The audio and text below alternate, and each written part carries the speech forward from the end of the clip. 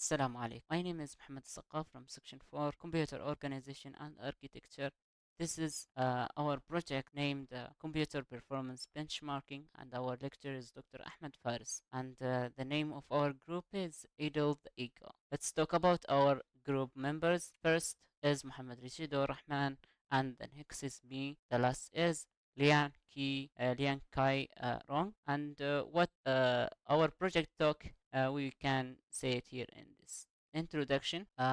In this project, we focused on measuring CPU performance using benchmarking tools, and we wanted to see how different systems behave under stress and which one performs best. So we used four tools as over here, our scope. We use four tools to measure system performance: CPU Z and G Geekbench for benchmarking, and the Windows Task Manager.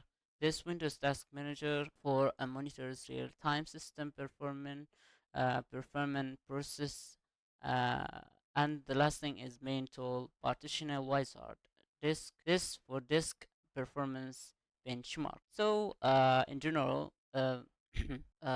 each tool helped us to get data on different parts of the system, like the processor and memory and the storage. So let's go to the next slide. Benchmarking methodology. In our benchmarking methodology, we followed 5 steps. First, we picked for benchmarking tools. Then we used 3 different computers with different specs.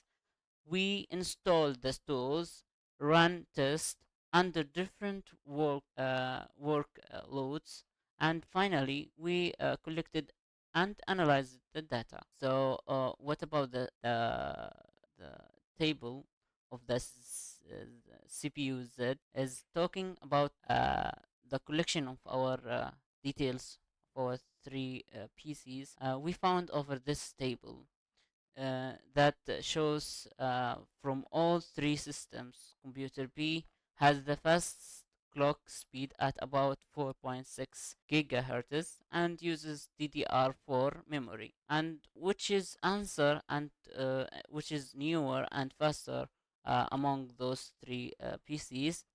But let's talk about my PC over there. Computer A has Ryzen 5 and with DDR4 memory. It's for daily use, not the best, but for daily. Let's talk next for clock speed graph. What this graph say? This graph compares clock speeds of the three CPUs computers, and we can figure out that the computer B is the fastest, and followed by the C, and then the last one is A. Let's go for cache comparison. About cache comparison, this chart shows the cache size, and one of the computers we can see over here, the computer P, this has the largest L1, which is the first cache, and the second cache also, and the third cache. So he has the best caches. And for talking about my PC, PCA over here has better cache than C, but not as much as B over there. So this is the comparison for this cache, and let's go for this cache comparison. I mean the CPU analysis.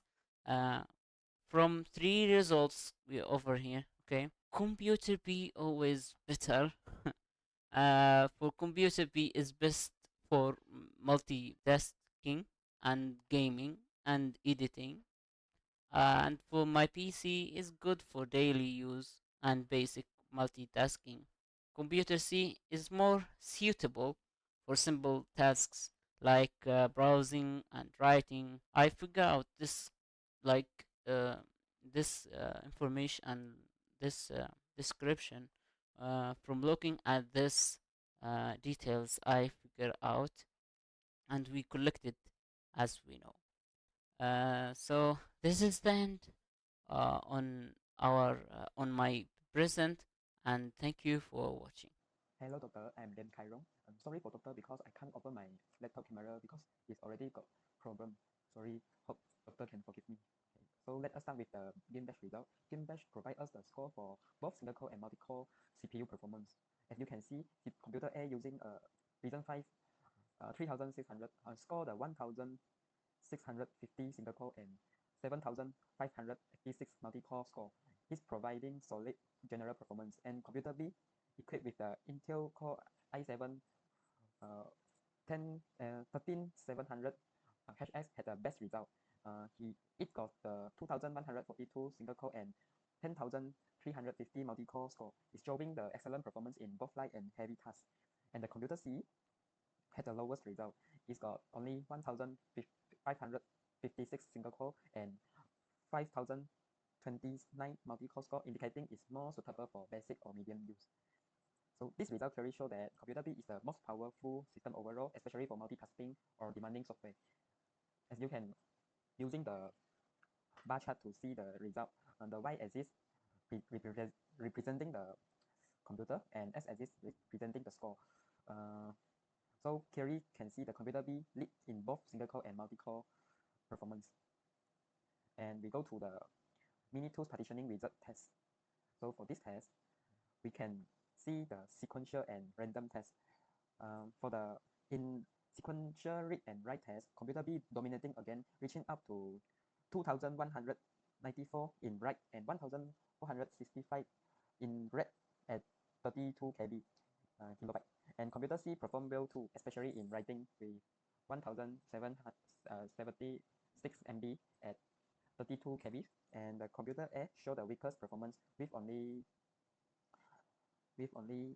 3096 MBs read and 4020 MBs write, indicating older or slower storage hardware. In random read test, the computer B hit an impressive 4321 random read at 16 KB, far ahead for others. Computer C follow with the follow E with 6061 MBS, and computer A again lags, confirming it has the weakest storage subsystem. So we can use the line chart again to show to easily see which computer has the best performance. So in here you can see the the peak and the top almost in the computer B in every part, like 4 KB, 8 KB, 16 KB, and 32 KB. It's same with sequential writing mode and random reading, random writing all present a triangle shape because the computer B has the best performance. So in the middle point will be higher than two sides. So we will go to the task manager part. In task manager part, we use task manager to observe how each system handle low, medium, and high workloads. So under the low load, computer A has most efficiency using only 23 memories and 2% CPU utilization. And the computer B use more memory at 67%, like due to its newer system background process. And under the medium load, computer B still handle tasks well with just 8% CPU. With computer A hit 60% and C reach the 12%. Under the high load, all process, computer A open Google Chrome, Microsoft, and computer B playing the high load games, and same with the computer C playing high load games, but different games. So in here, computer B again shows stability with only 9% CPU usage, and computer C spiked to 42% CPU utilization, showing stress due to its limited RAM. So computer C should change its RAM. So after close, the computer B will CPU utilization come to the 2%. Same with the computer A. And you can using the bar chart to easily see which computer performs well. So in the for load, CPU utilization for computer C is quite stressed and compared with the other computer. So for medium load, computer A more stress, and for high load, computer C, you can see it's spiked to 42% in here. Okay, so in summary, computer A, which is my teammate outside cup computers, have lower CPU usage across all those, indicating efficient baseline performance, and ratio computer moderate to high CPU usage, reflecting strong multitasking under real-world application. And my computer, Chiron computers, higher CPU usage even at low load, suggesting less headroom for intensive multitasking. So I will pass to my team. Okay, so this is our assembly code. I write down the assembly code, and with the assembly code, we usually calculating our benchmark. So the code usually do if we put 50, then the loop will do 50 times, and then we capture our first time and our last time, and at the end we will do subtraction and get the value for how much time it take for 50 loop, then 100 loop, and then here, and here is a great visualization for our every loop like 15, 100, 200, 500, 700, and 1000. And you can see whenever the loop is increasing, and also the time taking for the execution is increased slightly. So here I write down some comparison like low load for 50 to 200 loops. It will take from 780 millisecond to 3100 millisecond. But if I do moderate loops like 500 to 700, then it usually takes 763 to 10,901 millisecond. And for the high load, you can see the 1000 loop. If I do 1000 loop, then it reaches like more near around 15,559 milliseconds. In this project, I learned a lot of about computer performance, measurement, and efficient various hardware combined by working on the project.